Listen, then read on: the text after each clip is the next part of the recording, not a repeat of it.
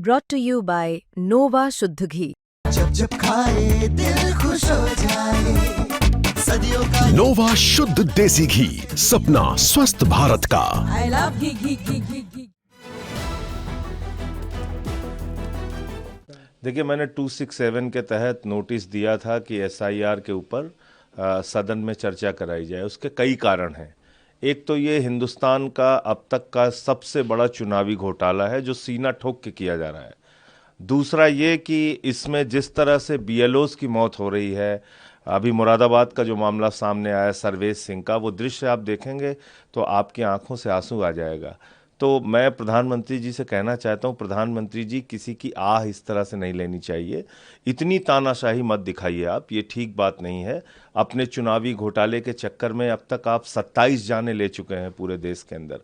अलग अलग जगहों पे चिट्ठी लिख के कोई अपनी जान दे रहा है, कोई जहर खा के अपनी जान दे रहा है, किसी को हार्ट अटैक हो जा रहा है, किसी का ब्रेन हेमरेज हो जा रहा है। ऐसी क्या आपको तानाशाही खोपड़ी पे सवार है, मुझे तो समझ में नहीं आता।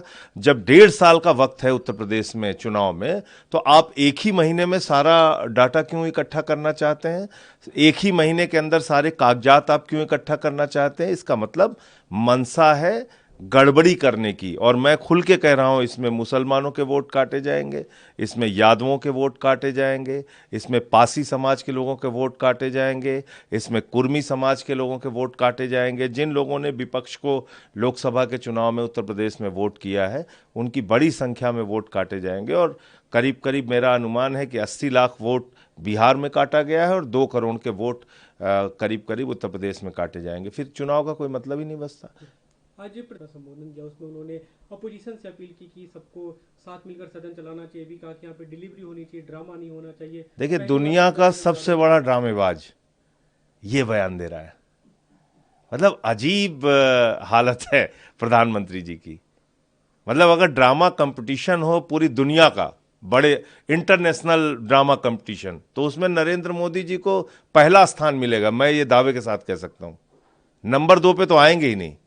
उनका चीन से रिश्ता, जापान से रिश्ता, यदुवंश से रिश्ता, बलिया से रिश्ता, उनका पूरे दुनिया से रिश्ता है। इतना दिन रात झूठ बोलने वाला व्यक्ति और ड्रामा करने वाला व्यक्ति दूसरों को कह रहा है कि ड्रामा नहीं, डिलीवरी चाहिए। आपने क्या डिलीवरी किया, क्या दिया इस देश को? आप बताइए ना। सिर्फ नफरत के सिवा आपने कुछ दिया है? आपने कहा था 2 करोड़ नौकरी हर साल देंगे, झूठ बोला। काला धन लाएंगे, झूठ बोला।